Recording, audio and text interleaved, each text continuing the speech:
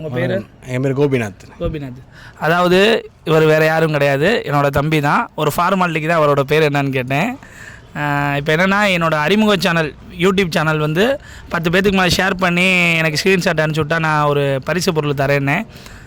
தம்பி சொல்லுங்கள். நான் 12 பேருக்கு அனுப்பிவிட்டேனே. பொய் சொல்கிறான், இவன் அனுப்பலை. இவனுக்கு ஒரு சீட் எடுத்து பாருங்க ஐயா, வெறும் பொய்யா சொல்லிக்கிட்டு தெரியலாம். இவருக்கெல்லாம் சீட் எடுத்து பார்க்க வேண்டிய அவசியம் இல்லை, முகரையை பார்த்தாலே சொல்லிடுவேன். இவங்க அண்ணன் தான் அனுப்புகிறான். அவன் ஊருக்கு போயிருக்காப்புல, சென்னைக்கு ஒரு வேலை விஷயமா ஊருக்கு போயிருக்காப்புல. அவர்கிட்ட நம்ம கொடுக்க முடியல, அதனால் அவர் தம்பிகிட்ட வந்து நம்ம கொடுக்க போகிறோம் பரிசு பொருள்.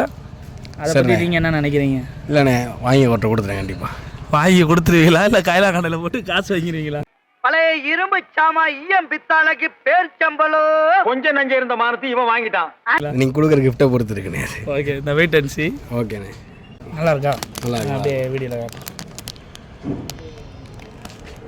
அதாவது இந்த இது கடிகாரம் எதுக்குன்னா, எதுக்குடா கடிகாரன்னு கேட்குறவங்கள்ட்ட நான் சொல்கிறேன், தம்பியே சொல்லுவார். சொல்லுங்கள்.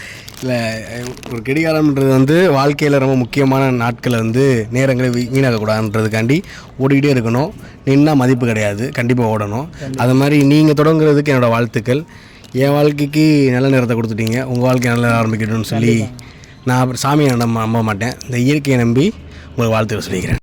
நம்ம ஒண்ணு கேட்டா நம்மள அசர வைக்கிற மாதிரி ஒரு பதில் சொல்வார் பாரு, அது நமக்கு இங்க புரியாது, வீட்டுக்கு போனா தான் புரியும். சில பேர் பதில் தெரியாமலே பயந்து ஓடி இருக்காங்க.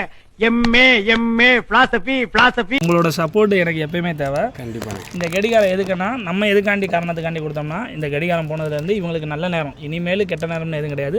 இனிமேல் இவங்களுக்கு நல்ல நேரமே ஆரம்பிக்கட்டும். என்னுடைய வாழ்த்துக்கள்.